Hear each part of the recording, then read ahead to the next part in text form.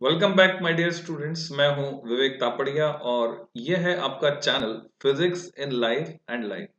बच्चों, हम लोग CBSE sample paper for term 1 2021-22 को डिस्कस कर रहे थे। तो यहाँ पर क्वेश्चन नंबर 44 तक हम लोग कर चुके हैं। Now next question is question number 45। ये एआर क्वेश्चन है बच्चों। 45 से लेकर क्वेश्चन नंबर 49 तक you will get AR questions, assertion reason question. So let's see. Given below are two statements labeled as assertion A and reason R. Assertion है to increase the range of an ammeter we must connect a suitable high resistance in series to it. So do you know about this? If you want to increase the range of ammeter, means already it is ammeter. And what is ammeter? If we connect a shunt in parallel with galvanometer, then it becomes an ammeter. It acts as an ammeter. Now we want to increase its range, means suppose हम क्या करना चाह रहे हैं, ये अगर milli ampere में नाप रहा है तो हम इसकी रेंज एम्पियर में करना चाहते हैं, ऐसा हम कह सकते हैं। या माइक्रो एम्पियर में नाप रहा था तो मिली एम्पियर में करना चाहते हैं, या फिर 3 एम्पियर नाप रहा था तो अब 5 एम्पियर नापना चाहते हैं। We must connect a suitable high resistance in series to it.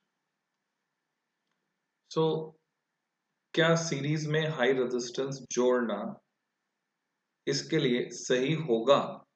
Just think about the respective formula जो शंट हमें चाहिए होता है। मान लो पहले हम एस लगा चुके हैं, तो अब इस अमीटर को एक नए अमीटर में बदलना है हमको।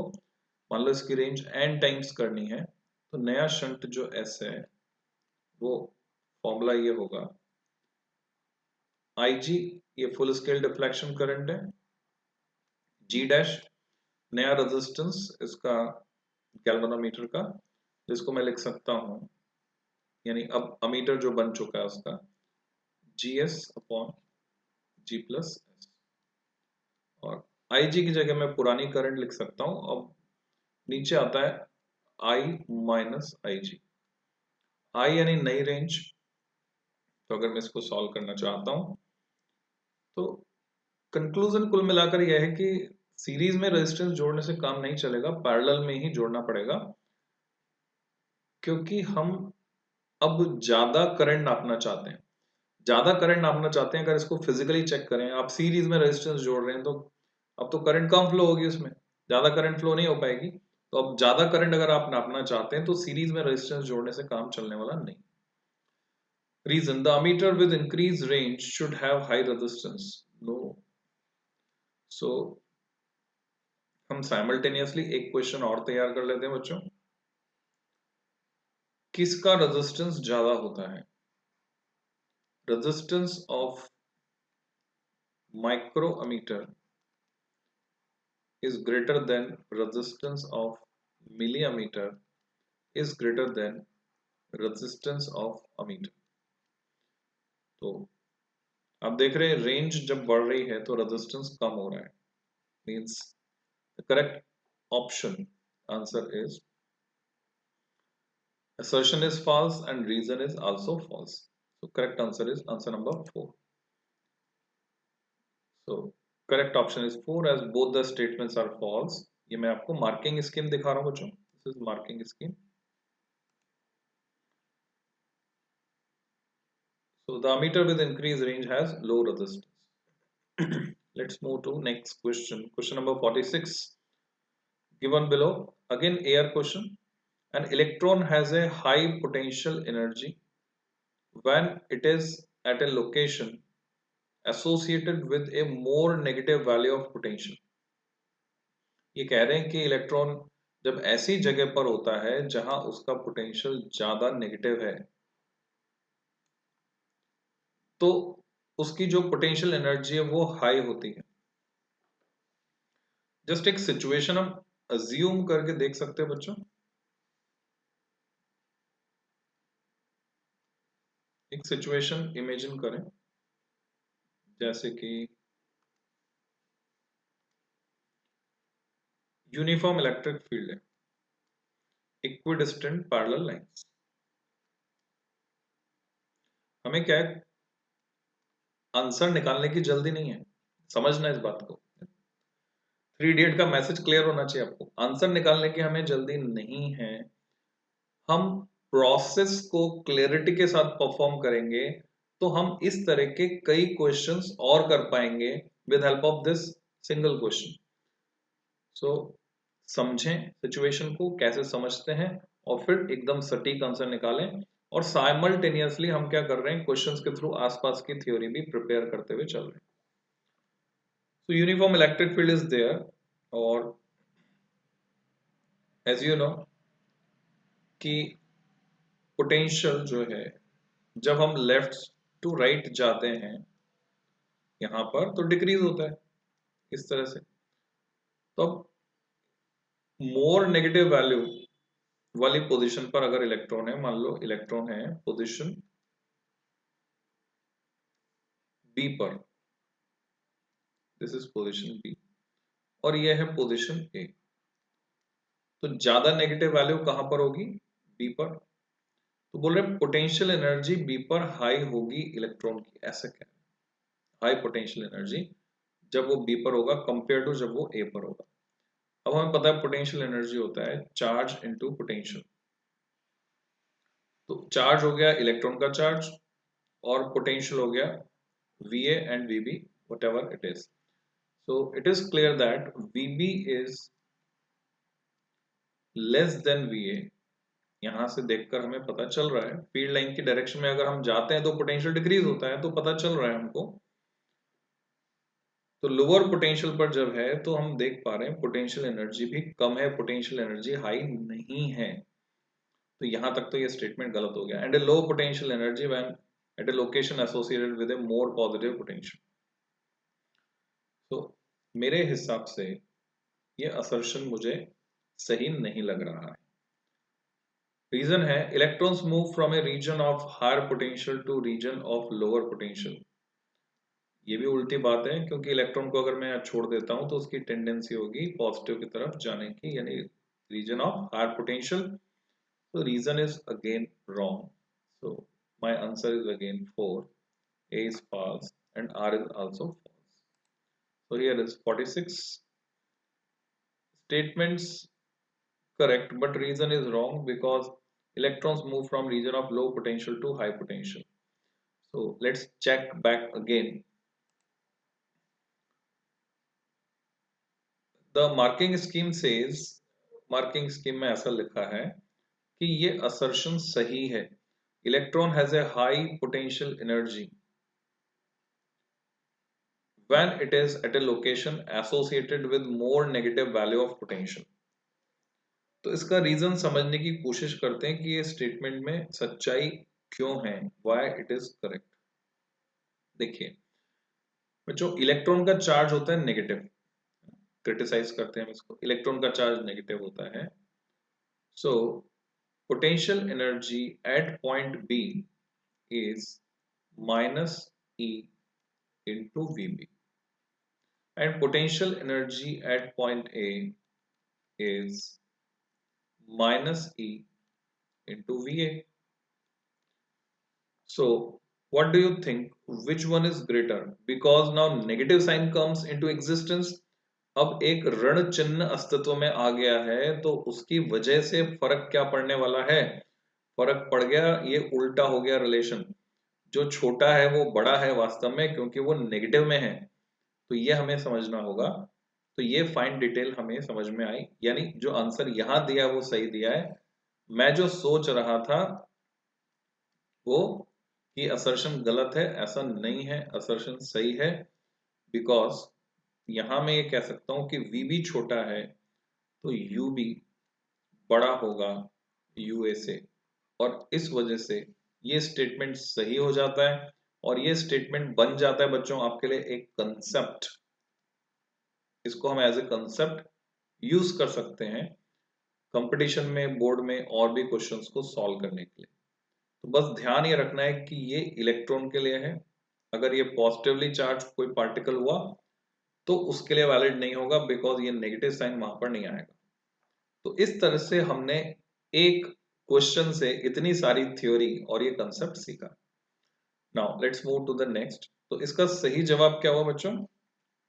फाइनली इसका सही जवाब हुआ third, A is true but R is false. Question number 47, a magnetic needle free to rotate in a vertical plane. तो हमें पता होना चाहिए दो तरह की मैग्नेटिक निडल होती है, एक जो वर्टिकल प्लेन में घूमने के लिए फ्री होती है, ऐसे पिवोटेड होती है कि वर्टिकल प्लेन में वो घूम सके, और दूसरी जो हॉरिजॉन्टल प्लेन में घूमने के लिए फ्री होती है। जो हॉरिजॉन्टल प्लेन में घूमती है उसको बोलते हैं कंपास निडल, जो वर्टिकल प्लेन में घूमती है उसको बोलते हैं dip needle. orients itself with its axis vertical at the poles of the earth। Okay, वो इस तरह से अरेंज हो जाती है with its axis vertical at the poles, poles पर वर्टिकल हो जाती है ऑब्वियसली, क्योंकि सारा का सारा मैग्नेटिक फील्ड पोल पर वर्टिकल डायरेक्शन में, जिसको हम BV से दिखाते हैं वर्टिकल कंपोनेंट, BH वहां पर जीरो होता है, यानी horizontal component of earth magnetic field is zero at the poles. At the poles of Earth, the horizontal component of Earth's magnetic field will be zero. Correct. So both assertion and reason are true, and reason is the correct explanation of A. So question number 47, the correct option is first. Statement is correct and reason is the correct explanation. At poles, magnetic needle orients itself vertically because horizontal component of Earth's field is zero. Let's move to the next question. Question number 48, again AR question. Assertion है बच्चों, a proton and an electron, एक positively charge है दूसरा negatively charge है, with same momenta, momentum को plural में कहते हैं मोमेंटा, इंग्लिश में मोमेंटम का plural momentum, enter in a magnetic field, magnetic field में जा रहे हैं, in a direction at right angles to the lines of force, field lines के परपेंडिकुलर जा रहे हैं, मींस थीटा इज 90। ये इंफॉर्मेशन हमें यहां से मिली। एक पॉजिटिवली चार्ज है एक नेगेटिवली चार्ज है और momentum same. Radius of the path followed by them will be same, ऐसा बोलो रेडियस सेम होगी, तो रेडियस का फॉर्मूला हमें क्लियर होना चाहिए। नहीं याद है तो हम इससे निकाल सकते हैं।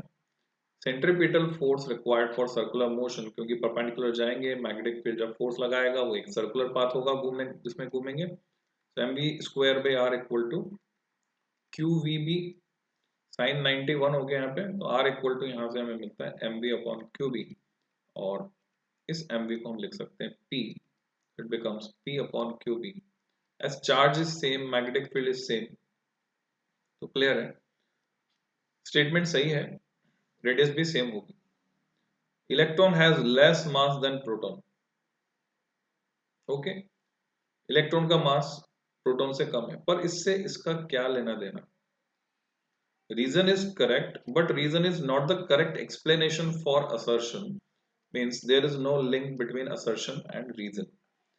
रीजन अगर ऐसा होता, बोलते कि भाई path radius of path is independent of mass, तो समझ में आता, क्योंकि मास में डिफरेंस है, चार्ज दोनों का सेम होता है, एक का पॉजिटिव एक का नेगेटिव।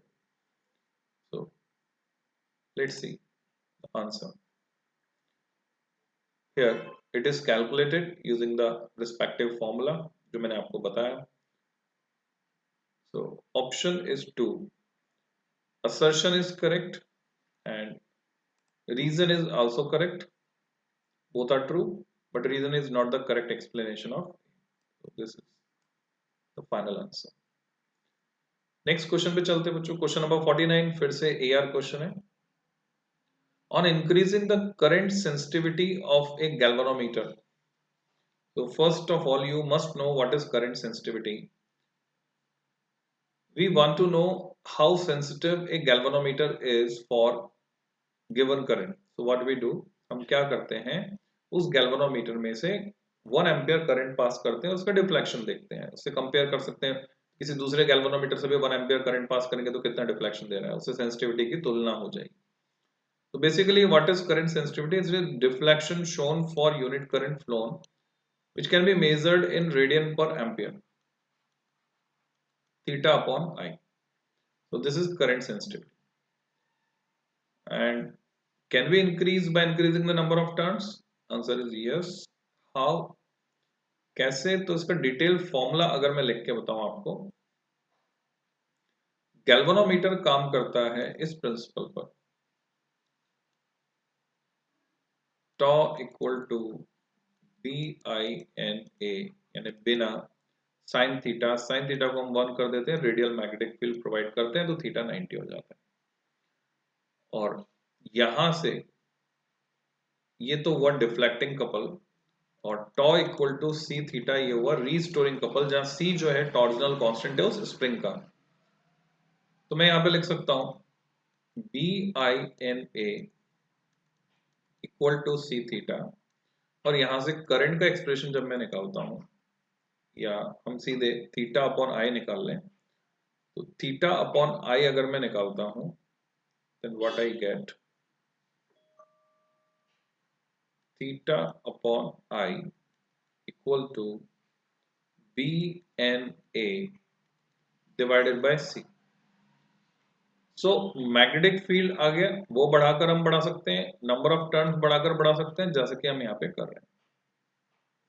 पर यहाँ क्या लिखा है, increasing the current sensitivity galvanometer by increasing number may not necessarily increase its voltage sensitivity. Voltage sensitivity पता होनी चाहिए। करंट सेंसिटिविटी को मैंने दिखाया C सबस्क्रिप्ट S से, वोल्टेज सेंसिटिविटी को दिखा रहा हूँ V सबस्क्रिप्ट S से। सिमेट्री में जाते हैं, वो होगा थीटा अपॉन V, जहां पर V है I इंटू R, जहां पर R है resistance of the galvanometer coil, तो मैं R सबस्क्रिप्ट G लिख देता हूँ। तो theta upon I becomes CS, means current sensitivity upon RG। तो अगर हम नंबर ऑफ टर्न्स बढ़ा रहे हैं तो पूरी संभावना है कि होगा क्या, ये रेजिस्टेंस भी बढ़ जाएगा, क्योंकि नंबर ऑफ टर्न्स बढ़ाने के लिए हम एक्स्ट्रा तार लगाएंगे, एक्स्ट्रा तार लगाएंगे तो रेजिस्टेंस भी बढ़ जाएगा। और अगर रेजिस्टेंस उतना ही बढ़ गया जितने की करंट सेंसिटिविटी बढ़ी है नंबर ऑफ टर्न्स बढ़ाने से, तो वोल्टेज सेंसिटिविटी जरूरी नहीं है कि बढ़े, it may remain constant. So assertion is correct. The reason the resistance of the coil of galvanometer increases on increasing the number of turns. Correct. Reason is also correct. So I think first option is okay. Let's see the solution. Question number 49. Correct option is first. When we increase current sensitivity by increasing number of turns, then resistance of coil also increases. So increasing current sensitivity does not necessarily imply that voltage sensitivity will increase, because Vg equal to Ig into Ig upon R. Actually here this Vg is voltage sensitivity, and Ig here it is current sensitivity upon R. The same formula I have written like this, Vs equal to Cs upon R. So इस video में बच्चों इतना ही। Section C के questions मैं लूंगा next video में। Till than happy learning, keep tune. अभी मैं फिर नेक्स्ट पार्ट जो है जल्दी जल्दी अब अपलोड करूंगा, हो सकता है शाम तक मैं अपलोड कर दूं। तो नोटिफिकेशन का ध्यान रखें, चैनल सब्सक्राइब नहीं किया हुआ तो सब्सक्राइब करके वो जो बेल आइकन दबा देंगे तो आपको नोटिफिकेशन मिलता रहेगा जैसे मेरा वीडियो आएगा। So till then,